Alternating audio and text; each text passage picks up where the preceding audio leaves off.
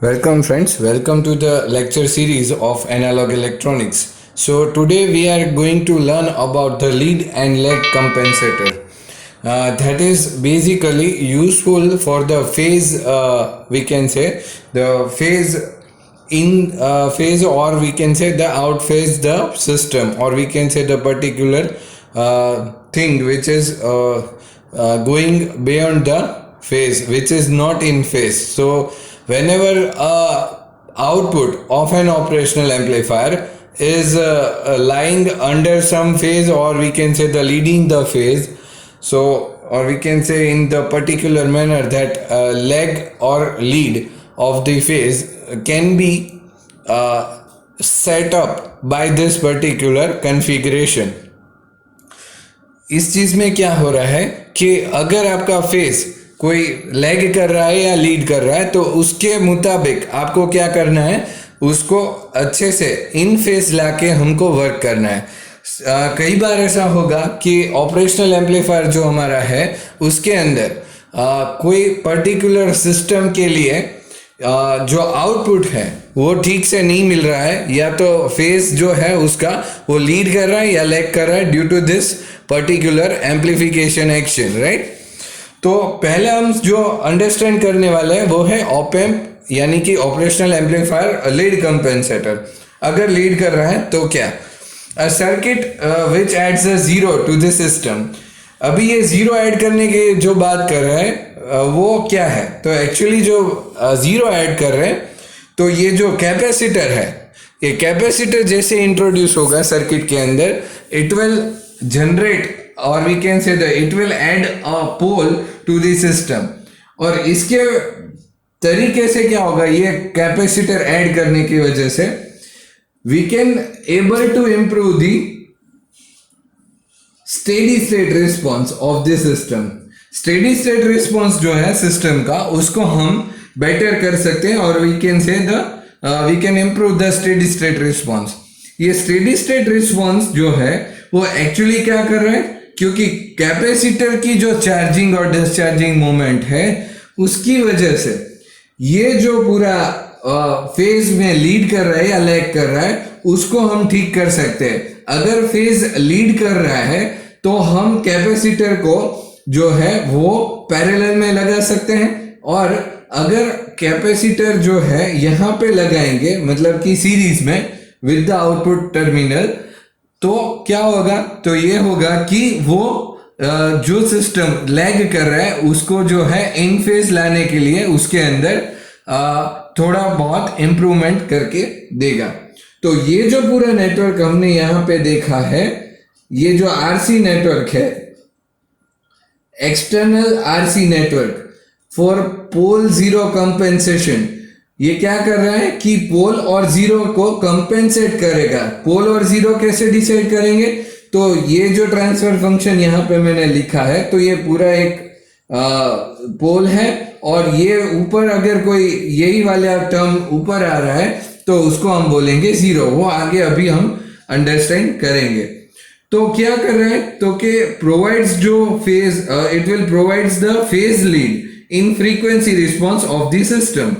क्योंकि ये लीड कर रहा है या लैग कर रहा है उसको हम कंपेंसेट करना चाहते हैं, तो ये कैपेसिटर एक्शन के हेल्प से हम जो tau is equals to RC time constant है उसको बढ़ा या घटा कर हम क्या करेंगे कि ये जो फेज हमारा लीड या लैग कर रहा है उसको हम ठीक करने की ट्राई कर रहे हैं, ठीक है।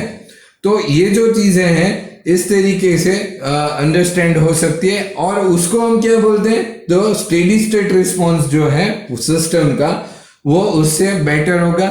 मतलब कि एक स्टेबल ऑपरेशन जो है, मतलब इन फेज वाला, वो कंटिन्यूअसली देता रहेगा, ठीक है।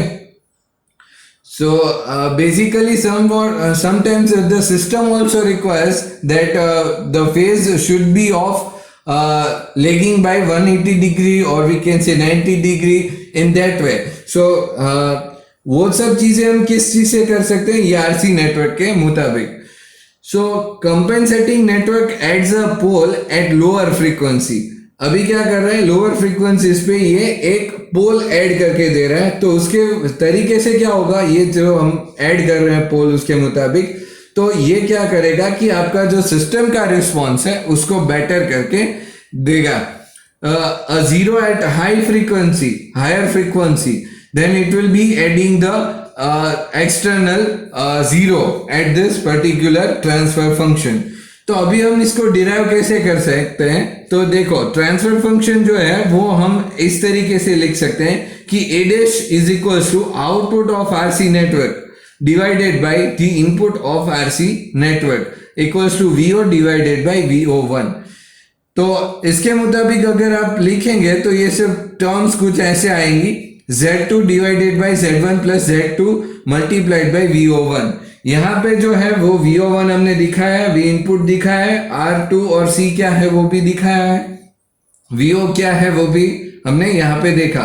तो अभी आप Z2 के लिए कहाँ रेफर करोगे, तो R2 plus J into 1/2πfc2। तो ये जो वाला है ये पूरा क्या रिप्रेजेंट कर रहा है, Z2 टर्म को।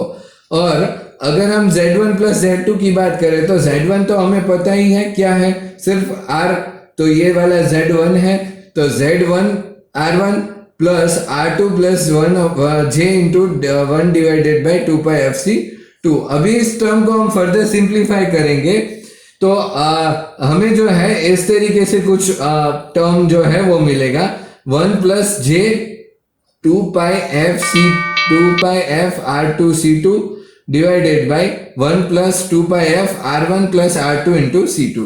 अभी हम क्या करेंगे कि हम F0 जो है उसकी वैल्यू हमें पता है, क्योंकि ये जो है वो क्या कौन सी फ्रीक्वेंसी है, तो ये जो है हमारी ब्रेक फ्रीक्वेंसी रहेगी। तो वो तो हमें मालूम ही होगा कि कितनी होगी, 1 divided by 2π into R1 plus R2 into C2। तो ये वाली जो टर्म है उसके अंदर हम ये सब चीजें सब्स्टिट्यूट कर देंगे। तो ये वाली चीज पे a dash is equals to 1 plus j into f by f1। अभी ये जो टर्म दिखा रहा है यहाँ पे इसको हम क्या बोलेंगे, जीरो। देखो यहाँ पे मैंने डिनोट करके दिखाया है, तो ये वाली टर्म जो है वो जीरो और इस वाली टर्म को हम पोल बोल रखते हैं। तो ये सब चीजें आप ऑलरेडी कंट्रोल सिस्टम में पढ़ चुके हैं, तो इसके अंदर ज्यादा आपको मुझे समझाने की जरूरत नहीं है कि इस तरीके से जीरो और पोल हो रहे हैं। तो ये क्या कर रहे हैं, यहाँ पे जो आरसी नेटवर्क किया वो एक पोल ऐड कर रहा है इनटू दिस कॉन्फ़िगरेशन। तो इस तरीके से जो है वो पूरा अंडरस्टैंड कर सकते हैं। अभी हम फर्दर बात करें लेग कंपेंसेटर की, तो उसके अंदर क्या है कि लेग कंपेंसेटर जो है ये जो है वो फाइनल टर्म है, क्योंकि हमें एम्पलीट्यूड चाहिए था। तो A1 is equals to A into A dash यहाँ पे दिखा है, और ये जो पूरा टर्म है ये हम टोटल एक कंपेंसेटर के रूप में अंडरस्टैंड कर सकते हैं। ओके, अभी हम बात करते हैं लेग कंपेंसेटर। तो लेगिंग के लिए क्या करना है, लेग कंपेंसेटर जो है उसके अंदर जो सर्किट है वो क्या कर रहा है, तो कि एक पोल ऐड करके देगा और जो क्या करेगा, स्टेडी स्टेट रिस्पॉन्स को बेटर करेगा। क्या करेगा ये, तो कि it will provide phase lag negative phase in the frequency response. वो वाला क्या कर रहा था, it will be providing the positive phase. तो अभी हम क्या कर रहे हैं कि the pole of compensating network is at f is equals to f0, मतलब कि उसकी ब्रेक फ्रीक्वेंसी पे है। It is selected in such a way that the transfer function of A1 of the compensated operational amplifier passes through 0 decibel at f is equals to f2। ये वाली जो term है उसके अंदर आपको ये बता रहे हैं कि f जो है वो सेकेंड फ्रीक्वेंसी, मतलब कि जो 0 डेसिबल पे हम डिनोट कर रहे हैं वहां तक जा रहा है।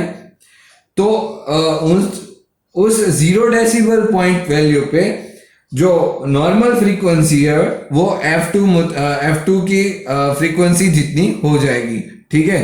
तो ये जो break frequency corresponding to 0 of the compensating network should match with the first corner frequency F1 के साथ ये मैच करना चाहिए, क्योंकि अभी हमें क्या चाहिए, तो कि जो लैग कर रहा है उसको हम ठीक से वापस से इन फेज लाना चाहते हैं। तो ये F1 जो है उसके साथ अगर मैच करेगा तो हम बोल सकते हैं, then we can say that it is now compensated, right? So this way it can be represented, and from this all thing we can be conclude these 3 points. The first point is that the first break frequency is now f0 and not f1, with f0 is less than f1. ये f0 जो है break frequency वो f1 से कम होगा, वो obvious thing है क्योंकि break frequency जो है उससे आगे जा रहा है, जो फेज हमारा लैग कर रहा है तो वो क्या कर रहा है, तो कम है, मतलब f0 is less than the f1. आगे क्या हो रहा है, the gain of compensated op amp rolls off at a rate of -20 decibel per decade. इतने डेसिबल पर डिकेड से वो क्या कर रहा है, घट रहा है. And reduces to 0 decibel. कब तक जाएगा, 0 डेसिबल तक जाएगा. Bandwidth of compensated operational amplifier is now f2 f1. ये जो है ये चीजें अब क्या हो जाएंगी, इन दोनों फ्रीक्वेंसी का जो भी डिफरेंस रहेगा वही हमारा अल्टीमेटली जो है वो एक्चुअल आउटपुट मिलेगा. And it is higher than the bandwidth of the compensated operational amplifier with dominant pole compensation. जो भी पोल हम ऐड कर रहे हैं उसके मुताबिक ये जो है वो कंपेंसेट करके हमें आउटपुट में दे रहा है. तो इस तरीके से जो है वो पूरा ऑपरेशनल एम्पलीफायर वर्क कर रहा है लीड लैग कंपेंसेशन के लिए. अगर आपको ये वीडियो से कुछ और अच्छा जानने को मिला है और अगर आपको कुछ समझ में ज़्यादा आया है तो आप मेरे वीडियो को लाइक और शेयर कर सकते हैं, और आप मेरी चैनल को सब्सक्राइब कर सकते हैं अगर आपको ऐसे ज़्यादा वीडियोस देखने हैं तो. Thank you for watching the video.